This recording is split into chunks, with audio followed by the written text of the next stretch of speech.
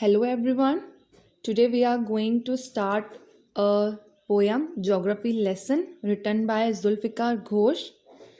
Basically इस poem में poet ने एक अपने जेट की जर्नी को एक्सप्लेन किया है।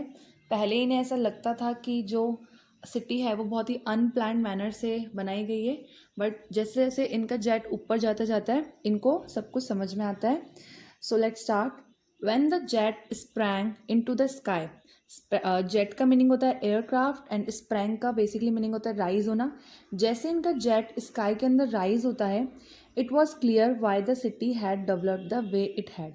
ये क्लियर हो जाता है कि सिटी जिस अकॉर्डिंग बनी है वो क्यों बनी है। Seeing it scaled 6 inches to the mile, और 6 इंचेस ही इनको एक माइल के बराबर लगता है। There seemed an inevitability about what on ground had looked haphazard, unplanned, and without style when the jet sprang into the sky. Inevitability का means है fact that it was unavoidable, मतलब इसको नकारा नहीं जा सकता। जो सिटी ग्राउंड में बनी है वो बहुत ही हैपहैज़र्ड मीन्स रैंडमली अनऑर्गेनाइज्ड वे में बनी है, अनप्लान्ड वे में बनी है। लोगों ने किधर भी घर बना रखे हैं, तो इस चीज़ को हम नकार नहीं सकते हैं। तो ये बिल्कुल अनप्लान्ड एंड विदाउट स्टाइल में बनी हुई है सिटी। जब इनका जेट ऊपर जाता जाता है तब उनको इस चीज़ का रियलाइजेशन होता है, थोड़ा थोड़ा ऊपर जाता है तब। When the jet reached 10,000 feet, अब जब जेट इनका 10,000 फीट तक पहुंच चुका होता है, it was clear why the country had cities where the rivers ran and why the valleys are populated. तब इनको पता चलता है कि इनको ये चीज़ क्लियर होती है कि जो सिटीज़ है वो रिवर की तरफ ही क्यों बनी है, जहाँ पे रिवर जाती है, जहाँ पे नदियाँ बहती है उस तरफ ही क्यों बनी है। और जहाँ पे वैलीज़ है यानी कि लो लेइंग लैंड होती है, यानी कि जो निचला हिस्सा होता है थोड़ा, वहाँ पे ही क्यों पॉपुलेशन ज़्यादा से ज़्यादा रहती है। तो इस चीज़ का इनको तब जाके एहसास होता है। द लॉजिक ऑफ जोग्राफी, तब इनको रीज़न पता चलता है। जोग्राफी का लॉजिक मीन्स रीज़न पता चलता है इनको। The land and water attracted man, तब इनको पता चलता है कि जो लैंड एंड वाटर है वो मैन को अपनी ओर अट्रैक्ट करती है। Was clearly delineated when the jet reach 10,000 feet.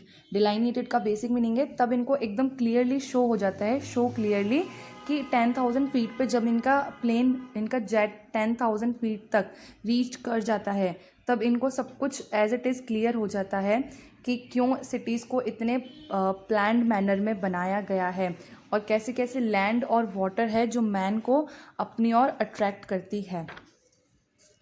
When the jet rose 6 miles high, अब इनका जो जेट है वो 6 miles हाई तक जा चुका है। It was clear the earth was round, अब इनको ये क्लियर हो चुका है कि अर्थ है जो राउंड है, and that it had more sea than land, और ये भी क्लियर हो चुका है कि यहाँ पे ज़मीन से ज़्यादा समुद्र है, मतलब लैंड से ज़्यादा सी है। But it was difficult to understand, but अभी भी एक डिफ़िकल्टी है इनको समझने में, वो ये है that the man on the earth found causes to hate each other, to build walls across cities and to kill from that height it was not clear why. Means इनको ये तो क्लियर हो जाता है कि जो समुद्र ज़्यादा है और ज़मीन कम है और अर्थ राउंड है, ये दोनों चीज़ें तो इनको ईजिली क्लियर हो जाती है।